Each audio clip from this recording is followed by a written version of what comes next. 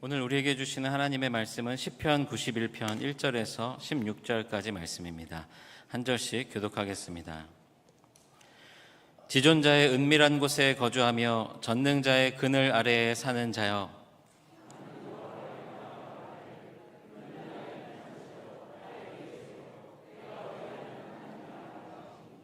이는 그가 너를 새 사냥꾼의 올무에서와 심한 전염병에서 건지실 것이미로다.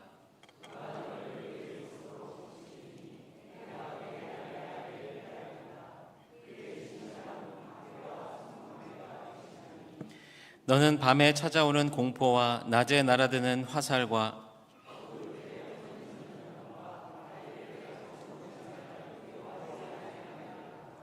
천명이 내 왼쪽에서 만명이 내 오른쪽에서 엎드려지나 이 재앙이 내게 가까이 하지 못하리로다.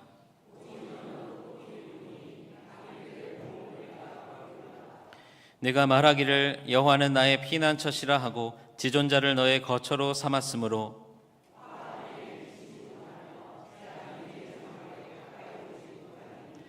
그가 너를 위하여 그의 천사들을 명령하사 내 모든 길에서 너를 지키게 하심이라.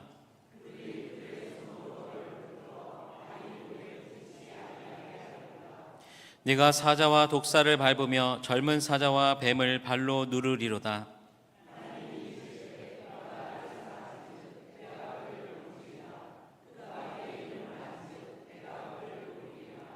그가 내게 간구하리니 내가 그에게 응답하리라. 그들이 환난 당할 때에 내가 그와 함께하여 그를 건지고 영화롭게 하리라.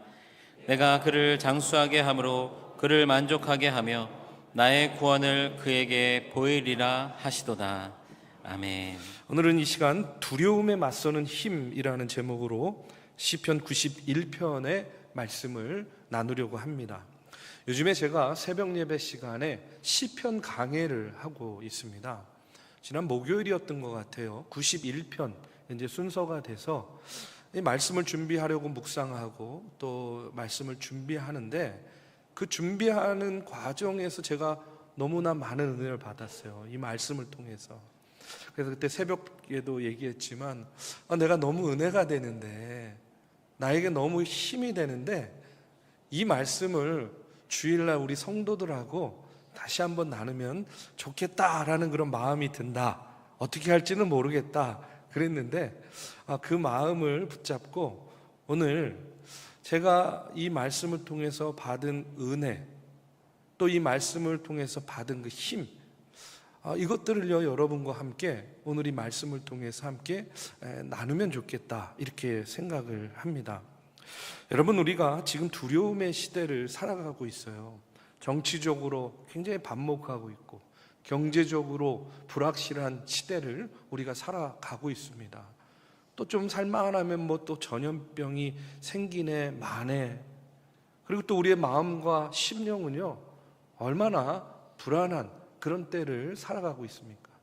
그런 불안함과 두려움이요 늘 우리를 짓누르고 있는 것 같아요. 저도요 굉장히 그런 영적인 그런 짓누름 이런 것들을 프레셔를 굉장히 많이 느끼면서 살고 있습니다.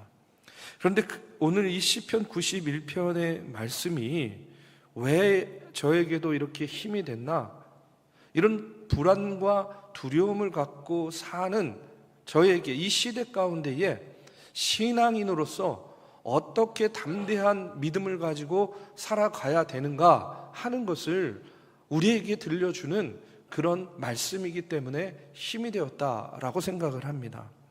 여러분, 유대 전승에 따르면 이 시편 91편은요 모세의 시다 이렇게 이야기를 합니다. 앞에 나오는 90편, 91편 이 두 가지를 묶어가지고 광야의 시다 이렇게 이야기를 합니다. 모세가 지은 거라 생각해요. 후대의 사람들은요 인생의 어려움, 갑작스러운 환난, 그리고 두려움, 질병 이런 것들이 닥치면은 힘을 얻고자 제일 먼저 뭐를 펴놓고 묵상했냐면 바로 이 시편 91편을 묵상했다는 거예요. 그래서 중세 유럽에서는요 뭐 이렇게 전염병이 돌거나 뭐 어려움이 오면은 이 시편 91편의 말씀을 문지방에다가 이렇게 걸어놨대요. 그래서 이 말씀을 묵상하면서 그 예기치 않은 환난, 그 다음에 질병, 전쟁 이런 것들 가운데서 힘을 얻는 그런 말씀으로 이 시편 91편을 묵상했다고 합니다. 여러분, 오늘 이 말씀은요, 누구의 기도라고요? 모세의 기도입니다. 이 배경은요, 광야라고 이야기할 수 있어요. 광야가 어떤 곳이죠? 모세가 경험한 광야는요, 늘 불안하고 두려운 장소였어요. 독사와 전갈이 있습니다. 한낮에 뜨거운 해, 그 다음에 밤에는요 깜깜해요. 사방을 분간할 수 없는 그런 어둠의 공포가 있는 곳이 바로 어디였느냐? 광야였어요. 그런데 그 광야에서 모세가 하나님의 임재의 체험을 하게 됩니다. 모세는요 늘 불안한 인생을 살았어요. 늘 불안의 연속이었어요. 우리 모세 잘 알잖아요. 어린 시절에 여러분 죽음의 위협을 피해가지고 갈대상자에 떠밀려가지고 나가야 됐습니다. 애굽에서 어떻게 해요? 사람 죽이고 도망쳐서 미디안 광야로 도망치죠.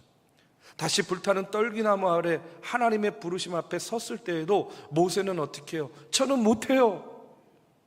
저는 할 수 없어요. 이렇게 떨고 있는 것을 보게 돼요. 여러분, 우리가 언제 불안해하죠? 우리가 언제 불안해요?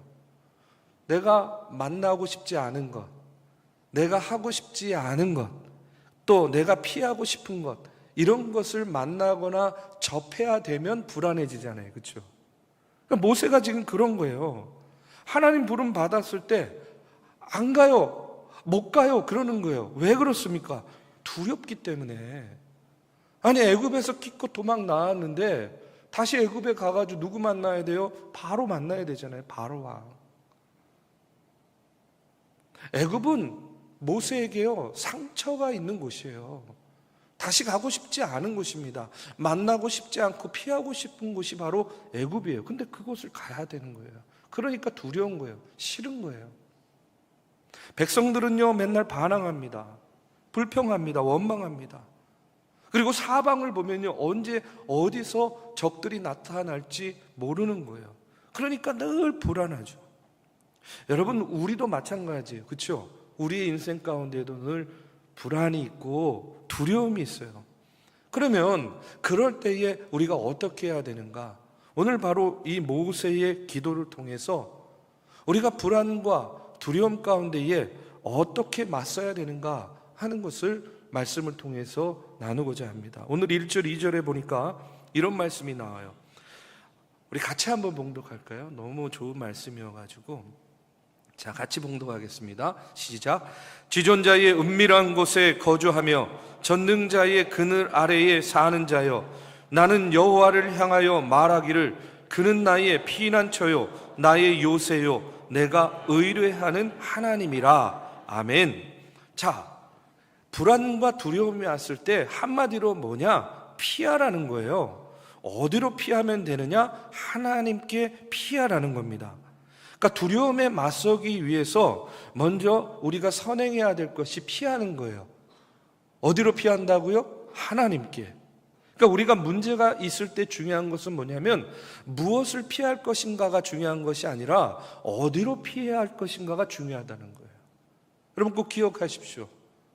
무엇을 피할 것인가 보다 우리가 어디로 피할 것인가 하는 것이 중요하다는 거예요. 어디로 피하라는 거예요? 지존자의 은밀한 곳, 전능자의 그늘 아래. 왜 그걸로 피해야 돼요? 그곳이 피난처요 요새이기 때문에 그곳으로 피하여야 된다 하는 그런 말씀이에요. 여러분, 지존자의 은밀한 곳에 거하는 자라는 것이 히브리어로 베세테르 엘리온이라는 단어예요. 이게 어떤 의미를 갖고 있냐면 숨겨진 피난처, 감추어진 자리라는 그런 의미입니다. 그러니까 단순한 안전지대가 아니라 하나님의 임재가 머무는 자리, 세상의 소리가 닿지 않는 그런 장소. 여러분, 그 당시에 하나님의 임재가 머무는 곳이 어디예요? 세상의 소리가 닿지 않는 곳이 어디입니까? 바로 성막과 지성소를 상징하는 거예요. 성막 안에는요 지성소가 있습니다. 그리고 지성소 안에는 뭐가 있죠? 언약궤가 있어요. 그 언약궤의 뚜껑 위에는요, 여러분 이제 언약궤 그 이미지를 보면 이렇게 천사가 이렇게 마주보고 있는 이렇게 돼 있어요. 이것을 그룹이라 그래요. 그룹. 그런데 여러분 이 두 그룹이 있는데 이것을 뭐라고 이야기하냐면 은혜의 자리라고 이야기합니다. 속죄소라고 이야기해요. 카포레트라는 단어인데 속죄소. 그런데 그곳이 어떤 곳이었냐면 바로 하나님께서 모세에게 말씀하신 자리가 바로 그 속죄소의 자리였어요. 출애굽기 25장 22절에 보면 이렇게 나와요. 내가 거기서 너와 만나고 속죄소 위에서 말하리라. 지존자의 그 은밀한 곳, 그늘 아래. 그 속죄소에서 하나님은 모세에게 이야기하는 겁니다. 모세야, 불안하냐? 모세야, 두려워? 그렇다면 지존자의 은밀한 곳에 거주하고 전능자의 그늘 아래 사는 자여 피난처 되시고 요새 되시는 하나님께 피하여라 하고 이렇게 말씀하는 거예요. 두려움 속에서 모세가 피신한 곳은 어디였어요? 세상이었습니까? 사람이었습니까? 아니에요. 하나님 자신에게로 피신했던 거예요. 그래서 두려움에 맞서는 힘은요, 도피가 아닙니다. 여러분, 세상에서 도피하는 게 아니에요. 도망치는 게 아니라 두려움에 맞설 힘을 얻기 위해서 어디로? 하나님의 품으로 피신하는 거예요. 피하는 거예요. 우리가 불안과 두려움이 올 때마다 꼭 기억해야 될 것이 뭐냐? 내가 무엇으로부터 피해야 되는가? 이것을 생각하지 말고 내가 어디로 피하여야 될까? 먼저 이것을 우리가 생각해야 된다는 거예요. 여러분, 어디로 피하면 된다고요? 하나님께 피하면 되는 거예요. 그럼 하나님께 피하는 방법이 뭐겠습니까? 가장 좋은 방법은요, 기도하는 거예요. 여러분에게 먼저 권면하고 싶은 것이 있어요. 그건 뭐냐면 우리에게 불안과 두려움이 올 때에 여러분 기도함으로 하나님께 피하는 그런 주의 성도들 되시기를 이 시간 주님의 이름으로 축복합니다. 기도함으로 하나님께 피하는 것. 그런데 여러분, 이 하나님께 피하지 못하게 만드는 마귀의 교묘한 방법이 있어요. 그게 뭐냐면 이런 거예요. 여러분, 마귀의 목표는 우리의 믿음을 무너뜨리는 거잖아요. 그렇죠? 근데 우리의 믿음을 무너뜨리기 위해서 막 우리가 스트레스 받고 뭐 상처 받고 예를 들어서 열받는 일이 있었어요. 야, 화나지? 스트레스 받지?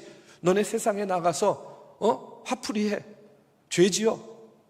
맘대로 살아. 이러면 어때요, 우리는? 아유, 그래도 내가 예수 믿는 사람인데, 내가 신앙인인데, 이럴 때일수록 더 죄 지으면 안 되지. 내가 더 막 살면 안 되지. 더 주의하고 더 조심할 거 아니겠습니까? 그래서 마귀가요, 그런 믿음의 사람들을 무너뜨리기 위해서 좀 우회적인 방법을 사용해요. 우회적인 방법. 그래서 어떤 메시지를 주냐면 이런 메시지를 주는 거예요. 더 최선을 다해서 살아. 더 열심을 다해서 살아. 여러분, 크리스찬이, 믿는 사람이 어려움 가운데 막 더 열심히 살고 최선을 다해서 사는 거 당연한 거 아니에요? 얼마나 멋있는 이야기예요. 그런데 여기에 함정이 있다는 거예요. 함정이. 어렵고 힘들수록 더 최선을 다해, 열심을 다해. 그래서 열심을 다하고 최선을 다해서 삽니다. 그러면 어떤 일이 벌어집니까? 바빠지는 거예요. 바빠지는 거. 그렇죠? 바빠지면 어떻게 돼요? 엄청 바빠져요. 그러면 기도하지 못하는 거예요. 예배에 소홀해지는 거예요. 여러분, 이해가 되시죠? 무슨 얘기인지. 그래서 세상적으로는 성공할지 모르지만 영적으로는 어떻게 돼요? 공허해지게 만드는 거예요. 이게 마귀가 쓰는 방법이라는 겁니다. 사단이 아예 그냥 타락하게 만들어서 무너뜨리는 방법도 있지만 되게 신앙 좋은 크리스찬들, 성실한 크리스찬들을 무너뜨리는 방법으로요, 이런 메시지를 쓴다는 거예요. 최선을 다해, 열심을 다해, 무지 바빠. 그래서 기도할 시간 없어. 예배 못 드려. 그래서 결국은 허망해지는 거예요. 죽어라 열심히 일하고 바쁘고 분주하게 살긴 살았는데 남는 게 없는 거예요. 열매가 없어요. 30배, 60배, 100배 의의 열매를 거두는 것이 성도의 삶이요 크리스찬의 삶인데, 바쁘고 분주하게 열심은 다했는데 뭐가 없어요? 열매가 없다는 거예요. 그래서 이것을 간파한 사람이 있었어요. D.L. 무디라는 목사님이 이걸 간파했어요. 근데 이것을 책으로 낸 사람이 있어요. 그게 누구냐면 시카고의 윌로우 크릭 교회라고 있습니다. 거기 빌 하일벨즈 목사님이라고, 이분 지금은 은퇴했는데 이분이 이것을 간파해가지고요 책을 썼는데, 그 책의 제목이 뭐냐면 너무 바빠서 기도합니다 라는 책이에요. 너무 바빠서 기도합니다. 너무 바빠서 기도할 시간이 없어요. 너무 바빠서 예배할 시간이 없어요. 이것을 간파하고 너무 바빠서 기도합니다. 역설적이죠. 여러분, 그렇기 때문에 우리가 오해하지 마십시오. 최선을 다하면 안 된다, 열심히 살면 안 된다라는 얘기를 하려는 것이 아니에요. 최선을 다하고 열심을 다하되 반드시 기도와 병행한 최선과 열심이 되어야 된다는 이야기예요. 열심과 최선을 다하여 사는 것도 중요하지만 반드시 기도가 병행되어야 된다는 이야기입니다.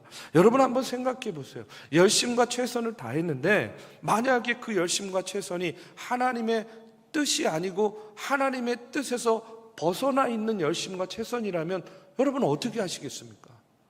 그래서 바울이요 고린도전서 9장 26절에서 이렇게 이야기를 합니다. 그러므로 나는 다름질하기를 향방 없는 것 같이 아니하고 싸우기를 허공을 치는 것 같이 아니하였다라고 이야기해요. 그러니까 열심을 내는데, 이거 운동선수에 비유하잖아요. 특별히 권투 선수에 비유해가지고 이야기하는데, 열심은 열심인데 뭐와 같다고요? 허공을 치는 것과 같다는 거예요. 허공. 권투 선수가 여러분 제일 힘 빠질 때가 언제일 것 같아요? 상대방에게 그냥 강펀치를 확 날렸는데 싹 피해가지고 미스블로가 나는 거예요. 어떻게 이렇게 잘하세요? 권투도 안 해보셨으면서. 미스블로가 나면요 그 힘이 쫙 빠지는 거거든요. 지금 그 이야기를 하는 거예요. 우리의 인생도 마찬가지입니다. 최선을 다하라, 열심을 다하라. 그런데 기도가 없으면 어떻게 된다고요? 허공을 치는 것과 같는 거예요. 미스블로가 나는 겁니다. 그래서 결국은 어떻게 돼요? 다 지고 깨지게 되는 거죠. 모세는 광야의 생활을 통해서 이것을 깨닫게 된 거예요. 그래서 불안과 두려움이 있을 때에 기도로 맞서는 거예요. 하나님의 품에 안기는 겁니다. 하나님의 품에 피신하는 거예요. 그래서 거기에서 뭐 하는 거라고요? 기도하는 거예요. 그래서 하나님의 때에, 하나님의 타이밍에, 하나님의 능력으로 승리를 주신다. 능력은요 우리에게 있는 게 아니잖아요. 하나님께 있으니까. 여러분, 우리가 인생의 어려움과 불안과 두려움을 해소하고자 사람 찾아다니는 사람들 많잖아요. 그런데 특별히 우리 신앙생활할 때 꼭 기억해야 될 것은 뭐냐면, 여러분 사람을 통해서 문제를 하려고 할 때에 보면요 오히려 만나면 만날수록, 이야기하면 이야기할수록 더 문제가 커지는 경우를 참 많이 보게 돼요. 그러니까 사람을 만나는 게 경쟁력이 아니라, 저는요 하나님께 엎드려 기도하는 것이 우리 믿음의 신앙의 경쟁력이 되어야 된다고 믿습니다. 특별히 교회에서는 더 그래요. 문제가 있습니까? 불안과 두려움이 있어요? 그럴 때에는요 사람을 찾는 것이 아니라 전능자의 그늘 아래에서 하나님께 엎드려 기도하는 거예요. 그러면 하나님께서 능력을 더해 주십니다. 그렇기 때문에 불안과 두려움이 있을 때에 전능자의 그늘, 여러분 하나님의 품에 거하시기를 주님의 이름으로 축복합니다. 우리의 피난처요 요새 되시는 하나님께 피하세요. 그리고 엎드려 기도하는 거예요. 그럴 때 하나님이 불안과 두려움을 맞설 수 있는 그런 힘을 더하여 주시리라고 믿습니다. 이어지는 3절에서 6절에 보면요, 이는 그가 너를 새 사냥꾼의 올무에서와 심한 전염병에서 건지실 것이미로다. 그가 너를 그의 깃으로 덮으시리니 내가 그의 날개 아래에 피하리로다. 그의 진실함은 방패와 손방패가 되시나니 너는 밤에 찾아오는 공포와 낮에 날아들은 화살과 어두울 때 퍼지는 전염병과 밝을 때 닥쳐오는 재앙을 두려워하지 아니하리로다. 이렇게 고백하고 있어요. 광야에 어떤 일들이 벌어지냐면 사냥꾼의 올무가 있는 거예요. 그 다음에 밤에 찾아오는 공포가 있고 낮에 날아드는 화살이 있고 또 온갖 전염병이 막 창궐하는 겁니다. 이게 다 광야에서 모세가 경험한 것들인데 저는요 먼저 이 말씀을 통해서 깨닫는 것이 있어요. 여러분, 우리가 우리의 인생을 광야 같은 인생이라 그러잖아요, 그렇죠?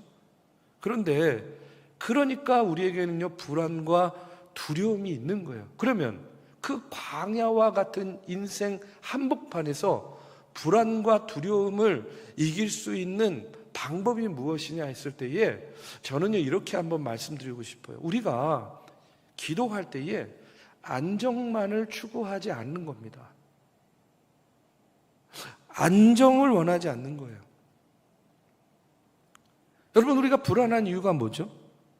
우리는 매 순간 축복이라는 이름으로 늘 기도할 때 안정만을 구하고 있는 거예요. 저도 오늘 말씀을 준비하면서 저 자신을 이렇게 돌아보니까 저조차도요 기도의 내용이 맨날 그런 거예요. 교회를 위해서 기도할 때 하나님, 우리 중앙교회 평안하게 해주세요. 하나님, 우리 중앙교회 안정적으로 부흥하게 해주세요. 가정을 위해서도 기도할 때 하나님 우리 가정 평안하게 해주세요. 안위해 주세요. 그냥 처음부터 끝까지 안정과 안위만을 위한 기도를 하고 있더라고요. 병나면 어떡하지? 고난당하면 어떡하지? 시험이 오면 어떡하지? 근데 여러분 한번 생각해 보세요. 우리 인생에 여러분 병 없고 시험 없고 고난 없는 그런 평생 안정적인 인생이 어디 있습니까? 여러분, 이게 가당키나 한 이야기예요? 아니잖아요, 그렇죠? 이 광야 같은 세상, 우리가 나그네 같은 삶을 살고 있는 우리 인생에 어떤 안정이 있겠냐는 거예요. 안정 없는 거예요. 항상 위험이 도사리고 있는 거 아니겠습니까? 안정을 추구한다고 변화 거부하고 지금이 좋사오니 움직이려 하지 않고 맨날 이래서 죽겠다 저래서 죽겠다 안정만을 추구하니까 오히려 더 불안해지는 거라는 거예요. 저는요 제가 삶의 질이 높은 이유가 있습니다. 뭐냐면 저는요 살면서 있으면 있는 대로 없으면 없는 대로 하나님께서 책임져 주세요, 이런 마음으로 살아요. 주변 사람들이요 저한테 그래요. 야, 너 그렇게 살다가 너 노후에 고생한다고. 근데 뭐 지금 이 나이에 뭘 준비한들 무슨 준비가 되겠습니까? 그러니까 그냥 하나님, 이제까지도 하나님께서 여기까지 인도해 주시고 책임져 주셨으니까 앞으로도 하나님께서 책임져 주세요, 이런 믿음으로 사는 거예요. 아마 제가 저를 보고 불안해하는 것보다 그렇기 때문에 하나님이 저를 보고 불안해하는 것이 더 클 거라고 생각해요. 근데 제가요 가만히 생각해 보니까 그런 마음이 드는 거예요. 하나님이요 저를 보면 얼마나 신경 쓰이실까? 저거 어떡하지 저거? 저 이 목사 저거 어떡하지? 얼마나 신경 쓰이실까? 근데 여러분, 우리가 믿음의 생활하고 신앙생활 하는데 하나님 믿는 사람들인데 하나님 신경 쓰이게 해야지. 여러분, 하나님께서 신경 끈 사람 되면 되겠습니까?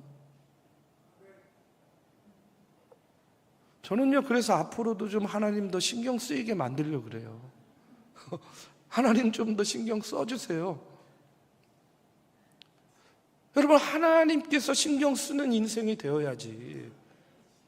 하나님이 신경 끈 인생이 되면 그것이 어떻게 믿음의 생활이고 그게 어떻게 신앙생활이냐는 거예요. 그래서 여러분, 우리가 안정만을 추구하고 구하면 오히려 더 불안해지는 거예요. 그냥 피곤한 이유, 고단한 이유, 살지 말아야 될 이유만 찾게 되는 겁니다. 그런데 인정을 해버리는 거예요. 뭘 인정하느냐? 내 인생에는 안정은 없어.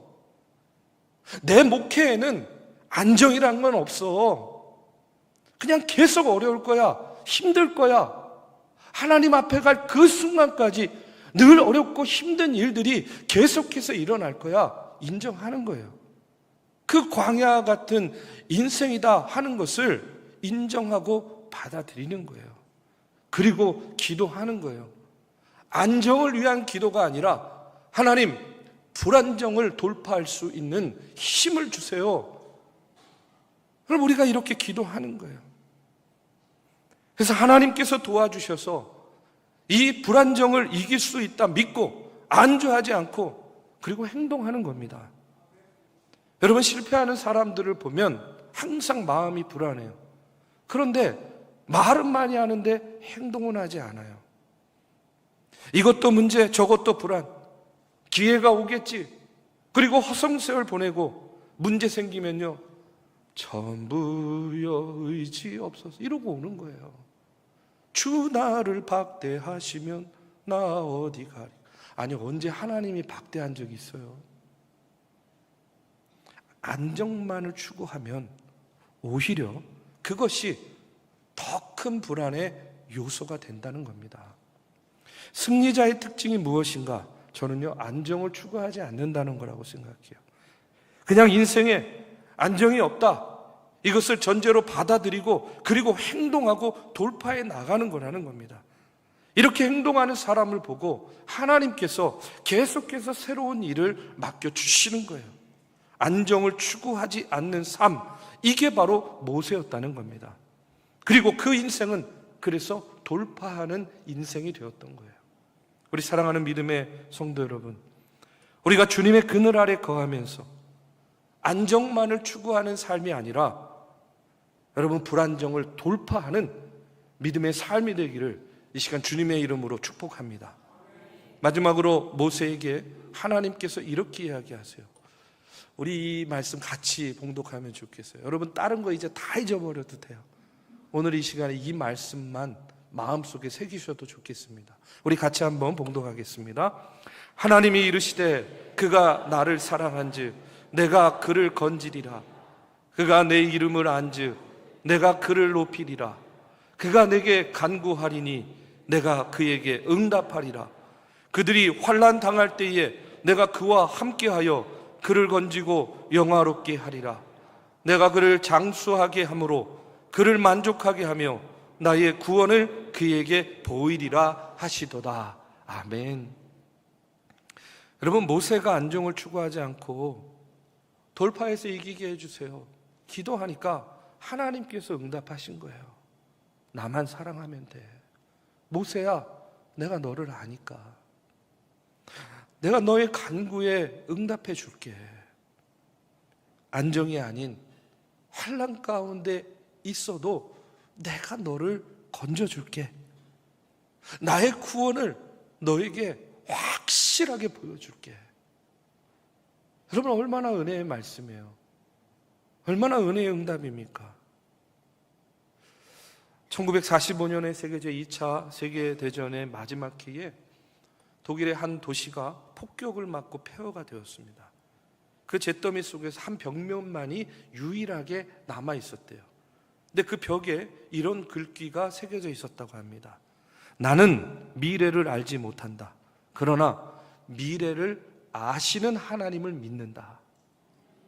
나는 미래를 알지 못한다. 그러나 미래를 아시는 하나님을 믿는다. 나중에 그곳을 지나던 한 병사가 그 글을 보고요, 눈물을 흘리면서 말했대요. 모든 게 무너졌지만 저 문장은 아직 서 있다. 여러분, 저는요, 오늘 이것이 시편 91편에서 고백하는 모세의 기도다라고 믿습니다. 오늘 말씀은요, 우리에게 이렇게 이야기했어요. 우리 인생에 안정은 없다. 그러나 하나님은 있다. 아멘. 세상은 불안하고 우리 인생은요 늘 불확실합니다. 그러나 하나님께 피하는 자는 두려움을 이길 힘을 얻게 되는 것이죠. 우리의 피난처이신 주님께서 내가 너를 건지리라, 내가 너와 함께 하리라, 이렇게 약속하고 말씀해 주셨습니다. 저는요 오늘 우리의 기도가 이제 이렇게 바뀌어야 된다고 믿습니다. 하나님, 불안 없애주세요. 하나님, 두려움 없애주세요. 이게 아니라 하나님, 불안 속에서도 주님 품 안에 살게 해주세요. 주님, 두려움 속에서도 주님 품 안에서 힘을 얻게 해주세요. 우리에게 이런 고백이 있을 때에 하나님은 인생의 불안과 두려움 가운데 당당히 맞설 힘을 저와 여러분에게 주실 줄로 믿습니다. 여러분 불안하시죠? 예, 두려움도 있으시죠? 그런데 오늘 말씀을 꼭 기억하시고 지존자의 그늘 아래 거하시고 여러분 하나님께 피하시기를 주님의 이름으로 축복합니다. 내 인생에 안정은 없어. 그런데 불안정하기 때문에 더 하나님께 엎드려 기도하시기 바랍니다. 그러면 하나님께서 모세에게 응답하신 것처럼 내가 너를 건져줄 거야, 내가 너와 함께 할 거야, 그 같은 놀라우신 은혜로 저와 여러분에게 두려움에 맞설 수 있는 힘과 능력을 더해 주실 줄로 믿습니다.